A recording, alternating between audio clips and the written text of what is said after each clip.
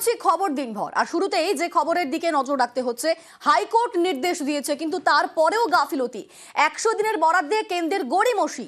100 দিনের কাজ বন্ধ থাকাতে স্বেচ্ছাশ্রমে এবার স্থানীয়রা।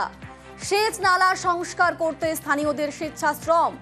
যে ছবি আপনারা দেখছেন সেই ছবিটা জলপাইগুড়ির মাটিয়ালির মাথা চুলকা এলাকার ঘটনা। আমাদের সঙ্গে এই মুহূর্তে রকি রয়েছেন। রকি, ঠিক তারা কি বলছেন? হাইকোর্টের নির্দেশের পরেও যেহেতু এখনো পর্যন্ত কেন্দ্র কোনো উদ্যোগ নেয়নি, তারা নিজেরাই কাজ করছেন, কি বলছেন তারা? দেখো, 100 দিন ধরে কিন্তু 100 দিনের কাজ কিন্তু দীর্ঘদিন ধরে বন্ধ। তার ফলে কিন্তু সমস্যায় পড়েছে গ্রামের সাধারণ মানুষ থেকে শুরু করে কৃষকেরা। 100 দিনের কাজ বন্ধ থাকায় কৃষকেরা সেচ নালার যে সংস্কার বা তার পরিচর্যা তা কিন্তু হচ্ছে না। এই কারণে সমস্যায় পড়েছে মাটিয়ালি ব্লকের অন্তর্গত যে বিধাননগর গ্রাম পঞ্চায়েত সেই মাথাচুলকা এলাকায়।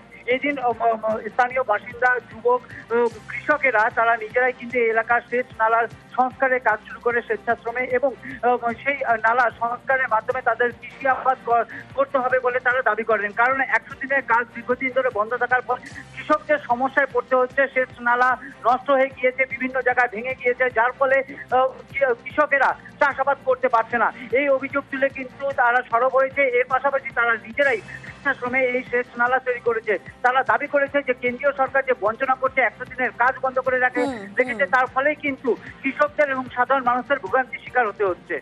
বেশ, ধন্যবাদ রকি। সব মিলিয়ে ক্ষোভে ফেটে পড়েছেন তারা।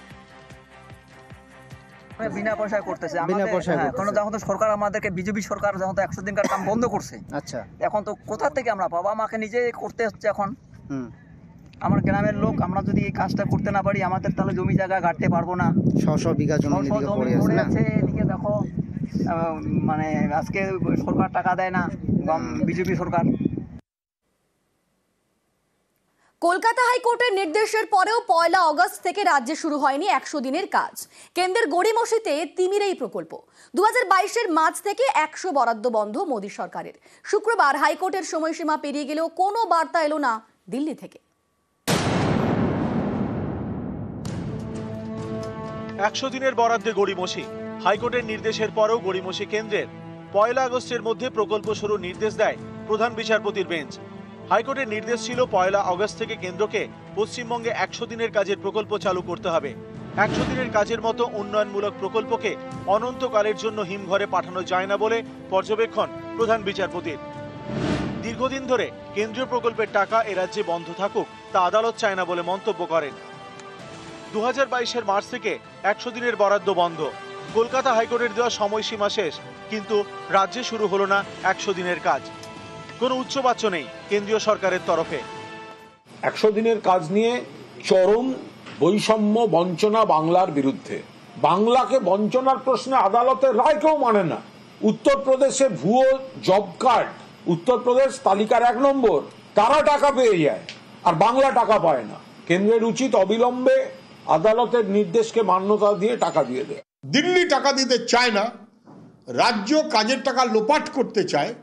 কারণ এই দুজনের কেউই, যখন ইউপিএ 1-এর সময়তে 100 দিনের কাজের আইন হয়, তখন তার পক্ষে ছিল না, বিরুদ্ধে ছিল।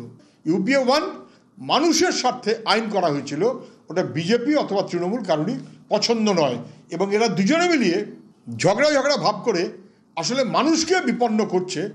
হাইকোর্ট বলেছে যে 100 দিনের কাজের বরাদ্দ বন্ধ রাখা যাবে না, চালু করতে হবে। আবার একই সঙ্গে বলে দিয়েছেন যে জেলায় জেলায় যে তদন্তগুলো চলছে সেটা চলবে, এবং কেন্দ্র যে কোনো শর্ত আরোপ করতে পারে। তাহলে কি করে সমস্যাটা মেটে? হাইকোর্টের এই রায় দুর্বোধ্য। এতে সমস্যার সমাধান হবে না। আর মোটামুটি 100 দিনের কাজ, সেটাও 20 বছর চলে। 100 দিনের কাজ কেন্দ্রীয় সরকারের প্রকল্প, গরিবের আয়ের বড় ভরসা। আমরা ভেবেছিলাম যদি এই 100 দিনের কাজটা যদি 1 আগস্ট থেকে হওয়ার কথা ছিল, যদি হতো তাহলে সেক্ষেত্রে আমাদের মতো গরিব খেটে খাওয়া মানুষদের খুবই উপকার হতো। बहुत दिक्कत हो रहा है, बच्चा सब पढ़ने वाला है, एक बगान कर्मी काम रहने से तो हम लोग का खर्चा गृहस्थी नहीं चलते हैं ना घर में। होने से अच्छा होगा, हम लोग का पैसा उसा पेमेंट मिलने से। 1 তারিখ থেকে কাজ হওয়ার কথা, কিন্তু পঞ্চায়েত থেকেও কেউ আসেনি, কাজও চালু হয়নি। আমরা তো কাজ চাই, কেউ খোঁজও নেয় না, কি খাইয়ে মরি না খাইয়ে মরি। দুর্নীতির অভিযোগে দীর্ঘদিন ধরে পশ্চিমবঙ্গকে এই প্রকল্পের টাকা দেয় না কেন্দ্রীয় সরকার। বিষয়টি গড়ায় আদালতে। শুক্রবার হাইকোর্টের দেওয়া সময়সীমা পেরিয়ে গেল, কিন্তু কোনো বার্তা এলো না দিল্লি থেকে। নিউজ 18 বাংলা।